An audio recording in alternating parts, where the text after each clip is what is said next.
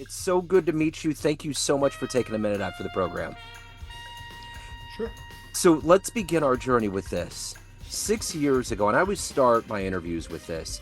6 years ago, this pandemic was changing the world, changing all of our trajectories. How did you get through that COVID era, and how has it changed the way that you approach life and work today? Interesting. It was weird, for maybe 3 months, we weren't allowed to see patients or do anything. We would show up at the hospital, sit at the desk, but not do anything, but be available. Then, we started to see patients.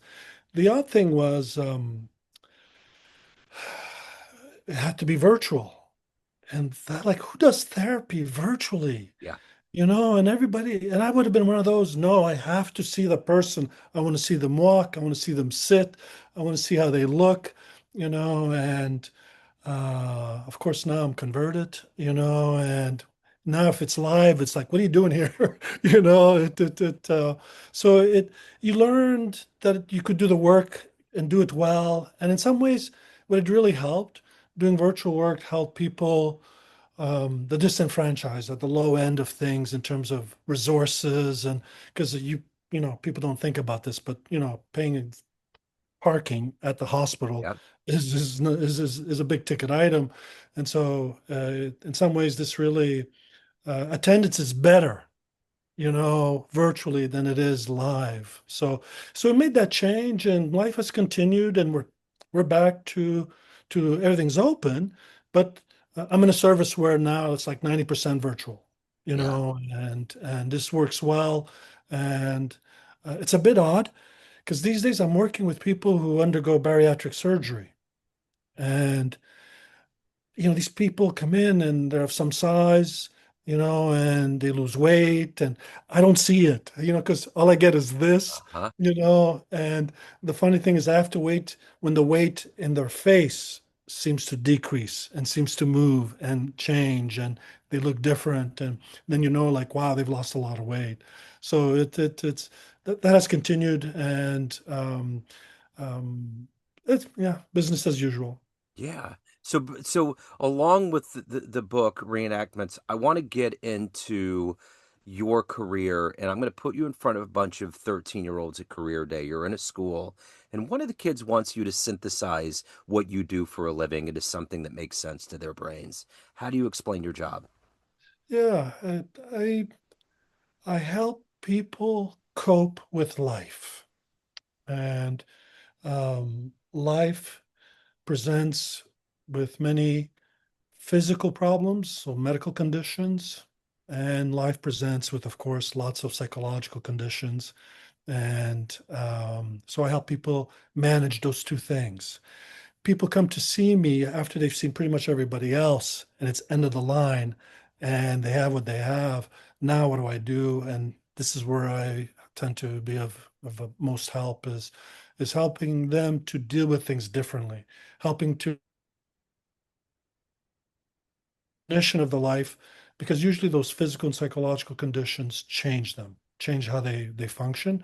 And so these are people that aren't going to be fixed just because you give a prescription, to manage pain or to manage depression. Um, but it's basically trying to help people have the best life possible in spite of whatever it is they suffer from. So when you were sitting in that classroom as a kid, what did you want to be when you grew up? What was your dream gig? Oh, football player. Okay. I was a football player. I was Canada's first 13-year-old punt pass kick contest winner. So no, that was my thing. But my knees were not great. I was a soccer player as well, and I thought sports was going to be my life. At 18, had surgery, 3 months on crutches, non-weight bearing. Took my first psychology course. And I'm like, okay, maybe this. And so what I got interested was pain. Yeah. That's how I started, I was trying to figure out, did I wuss out? Was there something wrong about me, in terms of quitting, and I never quit anything, and it was just hard. And that was my identity. And so it taught me the importance of redefining an identity. And that's the work I do with people. Yeah. is redefine their identity by virtue of the influences of physical and psychological conditions. I remember my very first foray into a class when I went to college as a freshman at the University of Missouri, Kansas City. It was a psychology class. I can't remember the teacher, but I remember I can see him right now. And I could not believe how much reading he gave us. And I remember when he said it and we all groaned, he was like, get used to it. This is the beginning of your year and it's going to be a lot of reading. And I just didn't come from that environment. Anyway, I was so fascinated by psychology is just it's us. It's the most emblematic mirror of anything. It's just how we operate. It's fascinating stuff. It's basic. It's the Yeah. psychology of the human condition. Yeah. Yeah. So let's go back in your life to your beginnings. You know, a lot of our consciousness and the way we are is formed by three. What were you seeing early on that gave you this desire to be in athletics and eventually into psychology and an author? How did this happen? Oh, I came from uh, low SCS background, came from Italian immigrants, Yeah. and who land. I was born 1 month after they got off the boat, Yeah. in Montreal, and so it was a basic life. My parents worked hard. They I was asked to do things just ridiculous, but they had no choice, Yeah. and you had to sort of survive, and I had to take care of my siblings who weren't that much younger than me at a very young age, and then when I had my kids, not even at 16 did I allow them to babysit anyone, Yeah. so it left me to my own devices a lot. So I became probably as a growing up a watcher as opposed to a speaker. I just watched, Yeah. and I was fascinated by what I saw, and very introspective. Even a walk, to school would turn into, an analysis in my head, and so that, and then later on, I think, it was kind of interesting where, you take courses, you go to college, you go to university, and I went to school at the University of Georgia, so it kind of like had to come out of my skin here Yeah. and make this adjustment and move from introspective to participating, engaging the world. And the sports stuff, it was effortless. It was just a natural ability, and I was just it was easy. Yeah. And I made friends, and it brought a lot of things to me, very positive. I don't regret anything from that, although I did have a knee replacement 2 years ago, from that knee injury. Yeah. But it's all part of the hardening up, and the learning, and trying to figure out the meaning, the purpose and meaning in life. So these are all you're asking questions that are good questions and get at the building blocks to, what is the life and why do you do what you do? So where did your parents come from in Italy? Oh my God. Abruzzi? I don't know if that Okay. means anything to you, Yeah, yeah, it but does. if you go to Rome and you just go right across to the other side on the Adriatic Sea, you hit Pescara, in the province of Abruzzi. Okay, yeah, I know it well. Yeah, my relatives came from Naples and Okay. Shaka, Sicily, and they came to Ellis Island. And I'm curious, was Montreal a big port for immigration? Absolutely. Yeah, I Absolutely. thought So so. what didn't go to New York all went to Montreal, Gotcha. you know. And so no, there's a huge Italian community in Montreal. And now and over the years a huge community moved to Toronto, further in. And yeah, so it's yeah, those are the beginnings. Interesting. So, have you been to the old country? No, no, I've been, we're planning, Yeah, and um, I don't know. I guess I was one of those guys who always worked hard, and there was yeah. always a reason to work and never a reason to go somewhere, and but the last 5 years I've changed some of that, and so now it's kind of like, our next item on the list to go visit with the kids, and a few years ago we did, Paris and did all of that. So and I want to. It's funny because I grew up, and I don't know if this will sound strange to you, but so I came from Italian immigrants. It was very Italian. We spoke Italian at home. Wow. and spoke English at school and French on the street. That's Montreal, Wow. and so it in graduate school, I was signed up as Anthony because I didn't want to do Antonio. Yeah. Yeah. Antonio was too Italian, Uh-huh. and I just was, and people expected me to be 5'8", hairy, Yeah. Uh-huh. darker, and then that's not, although as soon as I open my mouth and I start talking, how could you not know, Yeah. Yeah. Yeah. that I'm Italian, Yeah. but so it's kind of an adjustment was made and I've come full circle Yeah. of, no, I'm Italian, and I'm good with that. And I don't need to minimize that. And I'm proud of that. And so I think that resistance to go to Italy was part of that, Yeah. and now I'm like, no, let's go and let's get this out of the way. I've been over there a few times. Rome is magical. Uh, I have to have had a reincarnated version of me that was there because it just felt so cool, so good. Now, my dad was totally proud of me being there, and I don't want to get real dark here, but when he passed, I was the first one that went to his room. I didn't know it, and there was a male nurse. He was an African fellow, yeah, and he said, "Are you the one that went to Italy?" And I was like, yeah. And he was like, that was one of the final things your father talked about tonight, whenever nice. before he passed. And I remember Yeah. the one thing that he wanted me to do, and this was one of the most unique things, and we don't have them anymore, phone books. But he said, when you go through Italy, and I was taking trains and going through all these cities. He said, when you find a phone book, you rip out all of the Dominos out of the phone book and bring it back. But He wanted to see all the Dominos in Italy, and I did it. And I had just stacks from all these little towns. I'd scurry off and be like, "Well, how long's the train going to be?" I'd go to Pisa or whatever, and I'd go and run and find a phone booth and take the pages out, and it was just anyway. It's do you speak Italian? a little bit. And Okay. I had a translator book. Now it's different with phones and everything, but I Yeah. had an old translator book, and I had a pen pal in high school that I was writing, and I went to see her and her family. And they owned a big restaurant south of Florence. And I remember I was sitting there trying to read one night, and they laughed so hard at that little book that I had in my hands. They ripped it out of my hands and went through it and picked that thing apart and said, "What is the matter with you? Pazzo, what's the matter?" And they just That's went, so. "Yeah." They Yeah. were like, "You're crazy. This isn't going to work." But anyway, it's such a wonderfully enchanting place.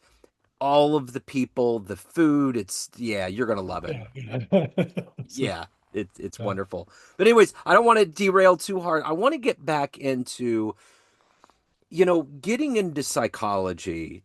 You're getting into the human mind. You're trying to help people. That can be a very trying and challenging world to be in. Who has been that inspirational force, that rock in your life that's allowed you to navigate and evolve in your career to this point? Whew. Um, I think the most significant person was probably my mentor at the University of Georgia. And um, yeah, he he was an interesting guy in the sense that he wasn't a guy who was impressed by someone with straight A's. He was more impressed with, if you put someone in a room and there's 10 people there, how does that person manage those 10 people? And so it was a different approach to sort of things. And fortunately for me, because I wasn't a straight A student, so he looked at these other things and it gave me the opportunity, and so I went to, and at the time, my first day in Athens, Georgia, a KKK rally went by me on the main street. And I remember thinking, this is 1983, and I'm going, what am I doing here? But by the end, I would have loved to stay in Athens, Georgia, and I loved, and I come to love the culture. Georgia, the South has its own, Yeah. and its own approach to things, and so it moved me, and I grew a lot, and and from there, I went to intern in Providence, Rhode Island, so where a lot more Italians are present, Yep. and that was another phenomenal experience, and so these things like gave me the tools, and then it was like they let me go and I've been in an office for like 35 years. It's just now I'm trying to come out of the office. I'm Yeah. doing podcasts. I'm getting out. I'm doing this book thing, with my colleague. We've done research. We've done different things, but it's like, okay, this is coming to an end, and Yeah. now I gotta go into another phase. And what's that life going to look like? So those two experiences in terms of Georgia and Rhode Island just gave me the tools, and then it was like, go use those tools, and I've been using them, every day, every hour it seems, and has informed me, not just professionally but personally. When you work with people, they teach you, Yeah. they Yeah. teach you lots of things, They and do. but mostly I think resilience, and inspiration, and it's hard, but we don't have to swim in the hard, you know. Yep. We can move on and have a life and take the good with the bad, and away we go. So it's interesting. Athens, Georgia in the early 80s, that's where REM started out. Absolutely. Ah, B-52s, yes, that's right. B-52, Every time I and bring that up to people that have been there, they're always like, hold on, yeah, B-52s as well. B-52, the Dixie Chicks. I don't know if that means anything, Yeah, totally. Yeah, and yeah. so no, there was a real um counterculture, Yeah, and if you know anything about the absolutely. history of REM, it from nothing to I know. worldwide, Yeah, and there's only one REM, like it was they managed to but Athens was this kind of little town, yeah, it was kind of a bit isolated, southern town. And meanwhile, underneath, all kinds of things were happening that were hip 100%. and cool and counterculture. Uh-huh. And so the music was, yeah, that was really part of it. The town was 70,000 people, 20,000 were students, Yeah, and the average attendance at the football game was 86,000 at yeah. the time. Uh-huh. So the Uh-huh. city would get invaded by everybody in Georgia, and so that was this other aspect to this, University of Georgia, the Herschel Walker fame, Yeah. and so it was like, yeah, it was a cool thing to be part of that, and to be informed by it. For sure. So, in the world of psychology, we have these towering figures like Freud and Yeah, B.F. Skinner with classic and operant conditioning, Ivan Pavlov. You got all these things in just regular blue collar world that gets thrown out. yeah. But in your world of understanding and loving psychology, who do you hold on to? Who do you revere? Okay, I'm a bit of a sidebar. Have you watched Shrinking? Oh, yeah, I love it. Absolutely Okay, love it. all right. It's on one hand phenomenal, on the other hand, to psychologists, it's so offensive. Yeah, It you don't do all these things that they do. yeah, However, what I can relate to is early in psychology, if you were shy, we take you to a bar and we would observe you while you were trying to interact, and we would coach you on how to behave. If if if you were OCD, we'd go to your house and we'd make sure we would prevent you from washing your hands 100 times a day. You know, it was live. That's the work we used to do, was live. So when you did a lot of exposure work, you would do it live. You were afraid of dogs? Okay, let's go get a real dog, and off you go, and we would help you get over that, and so this show covers quite a bit, and he calls it jimmying it up, and yeah, so that's the stuff that I got exposed to early, and interestingly enough, so the behaviorists, this is what I was profoundly influenced by. Then about a decade later, they're like, no, let's look only at thinking, cognition, CBT, and let's just work out of the office, and let's not go into the real world, and let's not do all this tricky stuff with all kinds of risk, liability, yeah. you know, so so so now I do exposure every day, essentially, but it can be live. So I'll go to an accident scene, someone died, and we'll process, you know, the experience. We can do exposure in the office. The Yep. conversations that we have with patients, it's not doesn't look like exposure, but it's exposure. If you ask a specific question about their childhood, about abuse, that's an exposure, Yep. and get them to talk and work through it. And so it at the end of the day,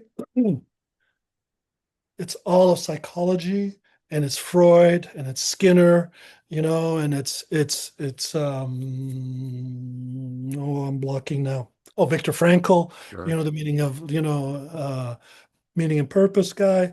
Um, all these things are really important and helpful because the truth is there isn't one theory, there isn't one school of thought that can explain everything in the world. Not one. Yep. All right. And we get into these like these groups, tribal, and pick on each other. And this is not good. This is better. And like religion, like politics, like other things.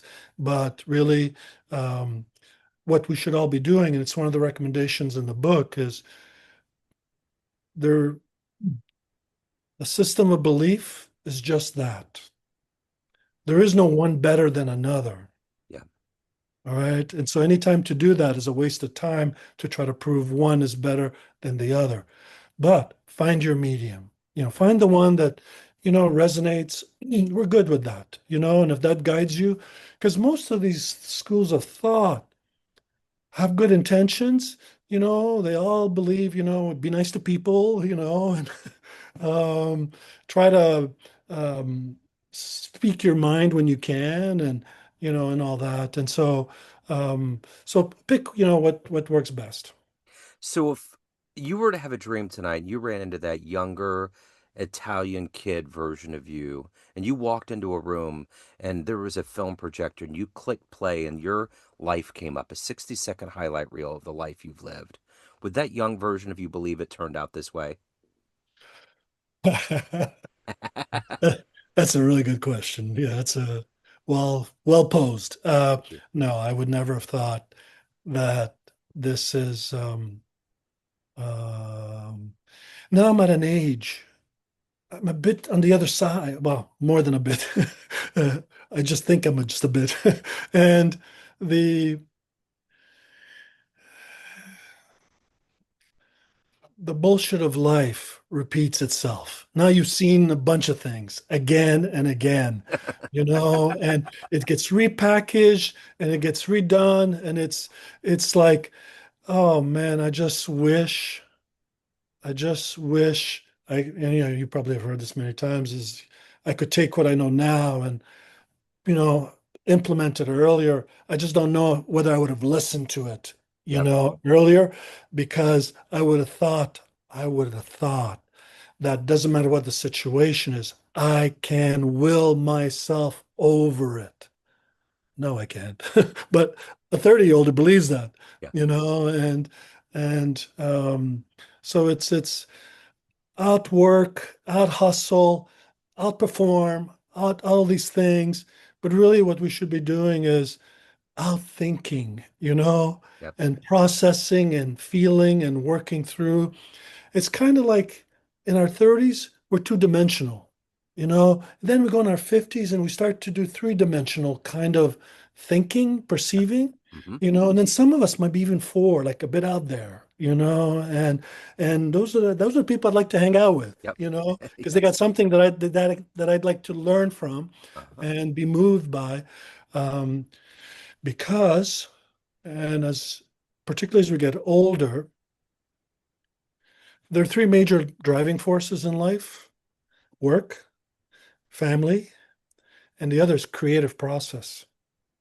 Okay, by creative, I don't just mean painting. It could be a business, it Yep. could be a cause, but a creative process is something that we human beings need to be engaged in, and it's part of that meaning and purpose in life, and this. Um, I was looking at yesterday Steve Gadd celebrating his 81st birthday, Yeah. and then Yeah. and he's kicking ass Yeah. still, Still. still the man, and he talks about, if you do see the interviews of him lately, it's like, no, I'm changing everything about how I drum, and he had this whole theory, and he's still trying to grow. So we all need to grow and evolve. That's the major life force. And so we need to find the things that make us, grow and evolve. Otherwise, we stagnate, you know. And it's like the 60-year-olders who say, I haven't read a book since high school. Like, wrong Yeah. answer. Right. Like that's don't advertise that. Yeah. Not that you have to read, but the idea that, like you're resisting growth, Right. resisting movement, and it doesn't, it could be something else, but do something, Yeah. And so that's kind of like I'm all over the place, and but it's where it's I'm looking back now. I have to admit I'm looking back, and psychology has changed. Um, People can't tell the difference between a psychotherapist, a psychologist, a psychiatrist still, Yeah. and they don't know there are differences of skill and knowledge over those years, and what's happening, this is the a bit disturbing, is um, people are falling for a lesser service, thinking this is the way to go, and like, no, I'm going to say you get what you pay for. Yeah. For sure. So So psychology has changed. Psychology has um, softened, diluted, over the years. And you started with psychology, like this is everybody can relate to it. And it's like, yeah, everybody's an expert on psychology. Yeah. Mel Robbins, Jay Shetty, everyone has a theory, which is an idea in this case, but it's not a theory, and this is how the world works. So everything's getting, not just psychology, but lots of other things are getting diluted and repackaged. And so now it would seem to me the most important thing that kids who go to school and come out, if there's any skill that they should have, and it should be the ability to think, Yeah. right? To sort of figure out the difference between something that's meaningful and something else that is BS, Yeah. you know, and now BS passes for the truth, Hmm. and that's not a good place for the world. No. So at the end of the day, Tony, everyone has a perception of you, family, friends, clients, colleagues, but you run the show. What's your perception of you? Who do you think you are? As a psychologist, you mean, As, or just a as a person? human being, because we have all these different roles, but we ultimately are the id, ego, and superego. We're driving Yeah, that bus. Who do yeah. you think you are? And I could do it in that whole, Well, who do I think I am? yeah, I think I'm a guy who's seen a lot, done a lot, who feels whatever the situation is, I'll adjust. I'll find a way you know, to figure it out. Okay, here's an example. I'm doing this book with Melanie Duckworth. Okay. Um, I've never done social media in my life. Until this year, I never have done a podcast. I was just in the room doing the work, and now I'm trying to get out and learn and figure things, and it drives me crazy. But it's what I have to do to sort of get in the game. But I'm trying to find something useful in the game, and I still in that game want to be able to help people. yeah. Maybe not in the office anymore, and that book represents a kind of a career and a lifetime of thinking and experience, with observations and the idea that, hey, some of you might find this interesting and useful. So I have to know, what was the album, the show, the moment that got you into jazz? What was the beginning of that warm glow? Okay, so graduate school, Yeah. Athens, Georgia, 3 years grinding it out, just tortured. By the end of those 3 years, I'm going to say I was like kind of a broken young person, just beaten up Yeah. by the demands. I go on internship and I have what might have been the like a year of my life. It was just professionally and in terms of the recreation and all that. It was all the professional role models I had. I was very moved by that. And so that really um, shaped me. Okay. I went back because in Georgia, you got to go back for your dissertation. Other programs, you do your dissertation and then you go on internship, but they get you to go back and train all the younger students because faculty don't know anything current, Yeah. the students who return know what's new and teach the other students. I said to myself, I was going to change. I wasn't going to do what I was doing before, working till 8 in the morning till 10 p.m. and it always on the weekends, just always something to do. It was like I would feel guilty, if I was like doing something else, relaxing. It just, but I knew that if I was going to survive, I couldn't do it. One of the things I did is I don't know how, but I ordered. I don't know what the price was. It was free, I think. The Columbia House Jazz Sampler, Volume 1 to 5 or 6, and it was Miles Davis. It Yep. was, I know it well. yeah, it was everyone. That was anyone. And that led, and okay, so now I start to listen to music. Now I start to read books. Now I got a black belt in 2 years. Yeah. Like I was, and before I would have said, how would I do this when I have all this work? Now it's like, do this so you're sane and do better work Yep. in less time, which is Absolutely. what ended up happening. So, That's wonderful. so that was the seminal kind of, you know, and then of John Coltrane and Of everyone course. else, I was just thinking today, one of my first jazz concerts at the Montreal Jazz Festival Yeah.